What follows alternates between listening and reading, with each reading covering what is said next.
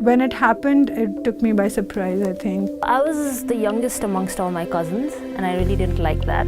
So my mother was also my biology teacher. When my mom told me about my periods and told me that I will become a woman and I'll be taken seriously, I was really excited. Quite a while before I got my first period, my mom sat me down one day and next to the window and explained the entire process to me. She drew this massive diagram of the female reproductive system and explained to me about the egg and how the egg has to leave our system every 28 days.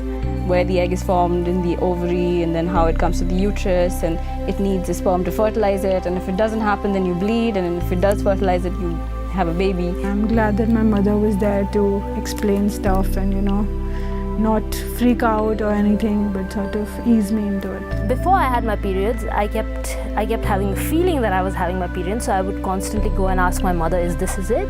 Is this it? And she would say, no, you will know when it happens. It was kind of late at night and I'd stained myself, and I went to my mother and said, there's something up because I think I've stained my underwear. She hugged me and then kissed me on my forehead and said that I had become a woman. I think I jumped around and celebrated it for quite some time in the house. I was pretty excited. It was a special moment because I felt like I was going out in the world and joining the League of Women that my mother and my sister were already part of.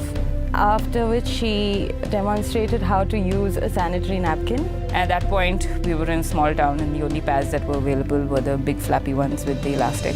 And I ended up using it the other way around for the first time. So by evening, it had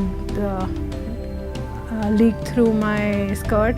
It wasn't accompanied with the sex talk though, which just kind of, I think, naturally happened much later. It was only then that I joined the dots as to what my mother was trying to tell me about becoming a woman. After she finished everything and she sort of had finished the session down, I asked her, so how does the sperm get to the egg? And she just said, you'll find out.